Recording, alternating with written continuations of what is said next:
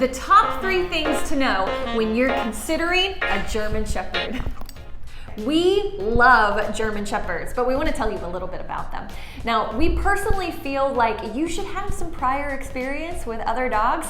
We wouldn't consider German Shepherds an entry-level breed. They're a bit challenging. They're a bit challenging, although some people do it really successfully. But here's the reason why. They're special. They're actually bred genetically for 2 big jobs: herding breed and protection breed. So basically, herding breed, they obsess about anything that moves quickly, and and the protection breed, they can be standoffish or be a little unsure about things that move a certain way. That is a difficult combination sometimes. And you guys also have to think about, they have a challenging adolescence. They do. Whether they're spayed, neutered, yes, no, it doesn't really matter. They do get this really whiny phase where they're just unsure about any new thing that they pass by. That feeds into what Bethany just said. But a big thing that we see is they hit 6, 7 months old, and things that they used to be comfortable with before, they're a little bit more unsure of. You get whining, you get barking, you get some fearfulness to even people reaching in and petting them. But guys, that's normal. And they get a lot of hormonal ups and downs, and so you can kind of feel like you're on a bit of a roller coaster with them. Now, the final thing that we'd like to mention is that they are special in the sense of not only do they come from 2 working dog groups, but they're special in the sense of the bond you can build with them.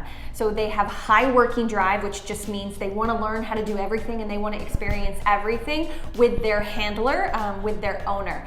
That's also the challenging part too. They need a lot of guidance, they need a lot of structure, but the bond that you can develop with a German Shepherd, oh man, it really runs deep. Can you tell this is her favorite breed, and she actually has a German Shepherd as well? It's my favorite breed. So here are our top training tips. I know you guys hear the word pack leader thrown around all the time, but when it comes to German Shepherds, you do want to know how to be the pack leader. So I'll break that down just a little bit. Basically, don't let your dog or puppy give you obedience commands. So what I mean by that is you don't want a German Shepherd rushing up to you and pawing at you to be pet, and then you petting them. You don't want your German Shepherd to bark at you to be let outside, and then you open the door and let them outside. Make sure you're on a schedule and you're giving the cues for what you want your dog to follow. So that relationship, just being the leader and being in charge, is really key to owning a German Shepherd, especially their first 2 to 3 years, until you see what they're gonna be like as an adult.